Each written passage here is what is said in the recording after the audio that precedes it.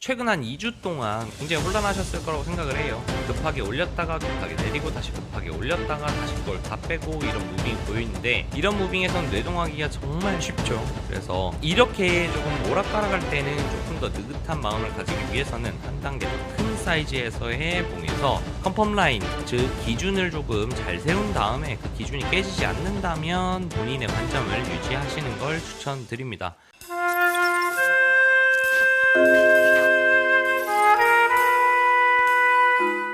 안녕하세요, 여기입니다. 자, 오늘 2025년 12월 8일 비트코인 시황에 대해서 말씀드려 보도록 하겠습니다. 굉장히 이리저리 많이 흔들어지고 있는 상황입니다. 많이 혼란스러우실 거라고 생각을 하는데, 현재 저는 어떻게 보고 있는지, 그리고 앞으로 어떻게 생각하고 있는지 한번 말씀드려 보도록 하겠습니다.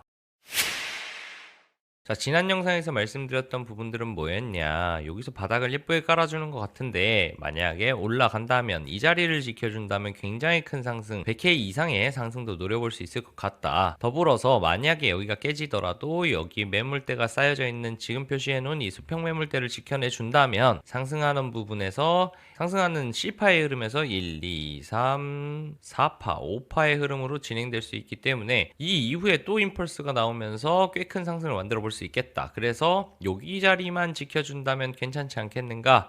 그리고 만약에 여기 자리가 깨진다면 그때서야 보자 라고 말씀을 드렸죠. 자, 그런 상태에서 이 자리에서 튕기기는 했습니다만 윗꼬리를 달고 주말 금요일날 훅 빼버리는 상황이 생겼기 때문에 지금 상황에서는 어떻게 보고 있는지를 다시 한번 정리를 해보도록 하겠습니다. 금요일 이전에 저 자리를 지켜줄 때와 현재 저 자리가 깨졌을 때 어떤 차이가 있는지 한번 보도록 하겠습니다. 첫 번째, 기존에는 A, B, C 파동의 한 파동이 진행되고 그 다음에 A, B, C의 조정이 나왔다. 이후 여기가 만약에 임펄스로 진행된다면 C의 1파, 그 다음에 조정이 나오고 이렇게 C의 3파, C의 4파, C의 5파가 나올 수 있겠다. 그래서 3, 3, 5의 파동이 만들어지면서 이 C파는 임펄스로 터질 수도 있으니 여기가 임펄스를 지켜준다면 굉장히 긍정적이겠다라고 봤죠. 그런데 어떤 상황이냐라고 하면 임펄스를 채 못 만들고 제 생각에는 빠진 것 같아요. 물론 이렇게 임펄스가 끝났을 수도 있습니다. 여기가 세기 모양이 예쁘게 나왔기 때문에. 하지만 현재 상태에서 만약에 여기가 임펄스였다면 좀 덜 눌려주는 게 이쁘겠죠. 왜냐하면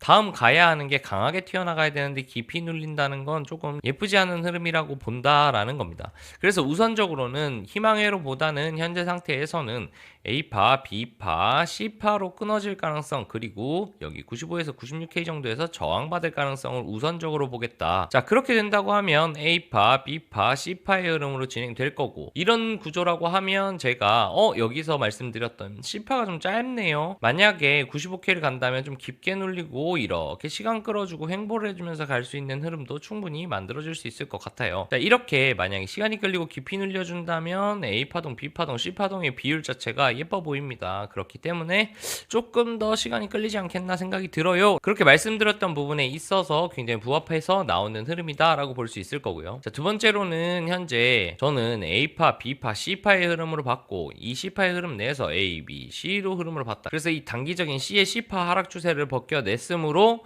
이 큰 파동 한 파동이 종료되지 않겠는가라고 본다, 이렇게 말씀을 드렸죠. 자, 그렇기 때문에 이 큰 파동의 382 자리를 갈 가능성이 유력해 보인다라고 말씀을 드린 겁니다. 자, 그럼 이 하락 파동이 이탈되었고, 더불어서 좀 더 큰 메이저 파동의 C 파동이 종료되는 자리가 이 하락하는 추세선이에요. 자, 그리고 현재는 그 큰 C 파동의 추세에 걸려 있습니다. 즉 이곳을 뚫어내게 되면 A, B, C의 C 파동이 메이저 C 파동이 한 파동 종료되고, 그러면 확실하게 이 큰 파동 한 파동에 종료되었음을 의미할 수 있겠죠. 자, 이렇게 접근을 하기 때문에 이 자리는 또 굉장히 강한 저항대가 됩니다. 자, 그래서 현재 보고 있는 건 이 자리를 뚫어줄 거라고 본다. 왜? 382는 최소한 가지 않겠는가 보고 있기 때문에 그렇다. 이 관점은 여전히 유효하다. 382를 찍어준 다음에 이 하락하는 추세를 재진입해주는 경우는 아마 여기에서 한 파동 끝나고 382까지 조정이 A, B, C로 더 나왔고, 같고, 더불어서 메이저 파동의 C파동이 진행된다고 보겠다라고 말씀드릴 수 있겠습니다.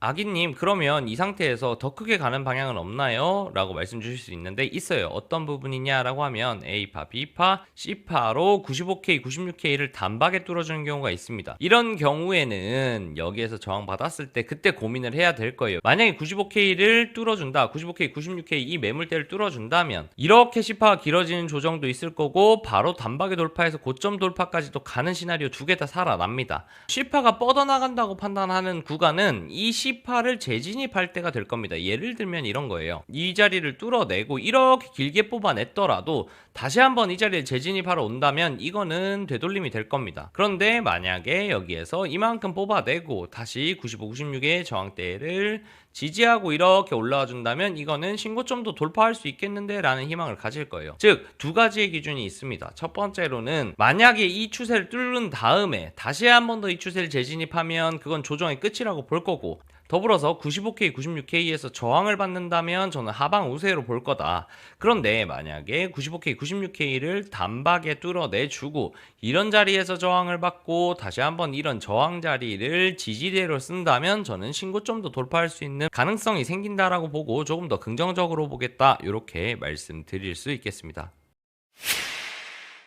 자, 이렇게 관점 영상을 마무리를 하면서 최근 한 2주 동안 굉장히 혼란하셨을 거라고 생각을 해요. 급하게 올렸다가 급하게 내리고 다시 급하게 올렸다가 다시 그걸 다 빼고 이런 무빙이 보이는데, 이런 무빙에선 뇌동하기가 정말 쉽죠. 그래서 이렇게 조금 오락가락할 때는 조금 더 큰 레인지에서 보는 게 좋을 것 같아요. 조금 더 느긋한 마음을 가지기 위해서는 한 단계 더 큰 사이즈에서의 봉에서 컨펌 라인, 즉 기준을 조금 잘 세운 다음에 그 기준이 깨지지 않는다면 본인의 관점 유지하시는 걸 추천드립니다.